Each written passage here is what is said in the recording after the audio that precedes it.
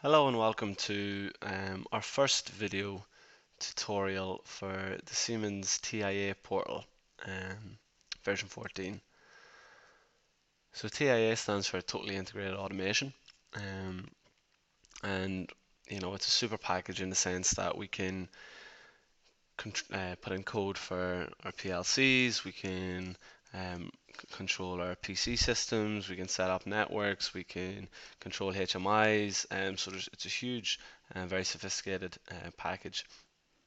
When you open it up, it gives you this kind of start window, and what we're going to do is we're going to try and create a new project. So it asks you to give it a project name, so we can just give it, say, tutorial test, something like that. Give it a pathway to where you want it to save.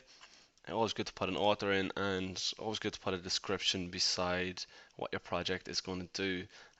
So some test ladder logic programs.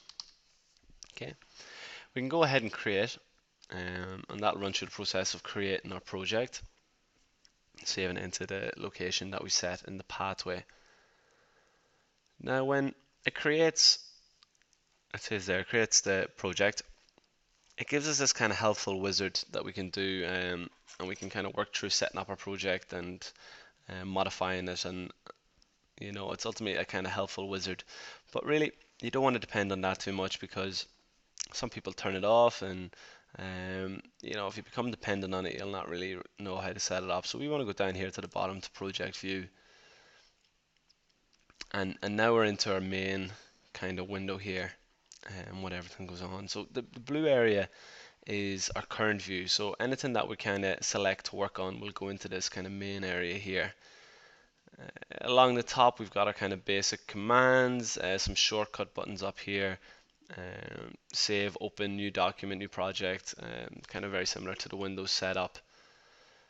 On the left here, though, gives us our project tree, which is kind of overview of our project, what devices are in it, and how we can kind of jump from one setup to another within this tree here. So this is very important, and then whatever we're kind of currently working on will then come up in our current view window here. So the first thing we got to do is we've set up a project. We haven't added in a PLC into it yet. So we're going to add a new device. Now, devices I'm working with are under controllers, so you can do HMIs, PC systems, etc. I've got a Somatic ET200 CPU.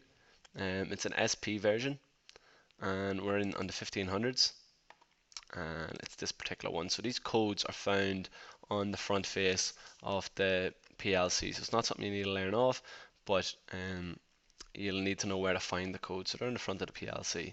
So I'll double click on that, and what that does is it imports the CPU for that PLC into my project, so that when we directly go and communicate with the PLC physically and wire it up, we're talking to the correct software, and our computer can ultimately understand what we're talking to.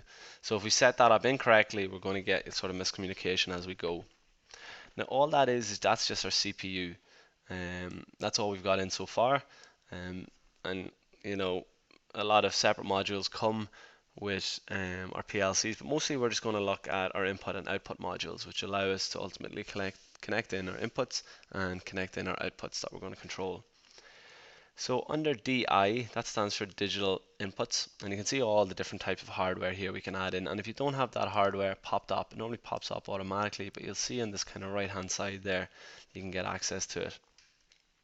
So we're looking at under digital inputs, and I have 8 digital inputs at 24 volts that are high frequency inputs.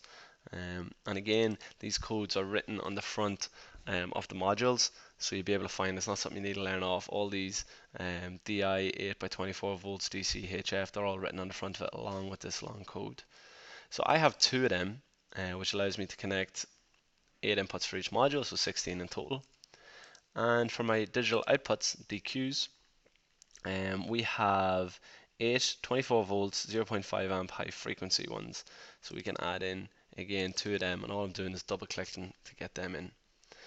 So now I've got a pretty good view of my PLC, and it gives a great graphic here of how our PLC system is set up, and it looks very similar to what I have in real life. Now the only thing you might notice is one is light gray and the other are kind of dark gray. And what this means is we need to enable the use of these modules. So if you click on one of them, you'll see down here under the General tab, and under the potential group, you need to enable the potential group, and that brings it to a light gray color and ultimately lets us get access to those modules within our project. You'll see on the left hand side I now have a PLC that has been added in. So if I've added another PLC or a HMI or anything like that, it all goes in along here. So what I was saying earlier, we're able to navigate in. It's nicely organized. Everything to do with this PLC will be in under here, and I can go in and control whatever I need to do. In terms of this graphic, there's only really one other very important thing, and that is our Ethernet ports here. You can see that we can click into. They allow communication over the Profinet protocol, and ultimately I can go into Ethernet address, I can scroll down here, and I can set an IP address into my PLC. So that's going to be important later on when you're setting up your ranges and your subnet mask, that you can allow proper communication between the PLC and the computer itself, and indeed other maybe peripheral devices that you're connecting or other controllers. But we'll look at this in kind of a different video in setting up the comms, but for the moment you just know that that would be another part in the setup of setting up the project, that you would set an IP address here so that we could communicate with it. These windows, we can bring them up, bring them down. You can readjust this to suit your eye as best. But all in, that is how you would set up a project. You can go ahead and then save that project, and we'll continue in the next videos to look at setting up some code and setting up our I/O.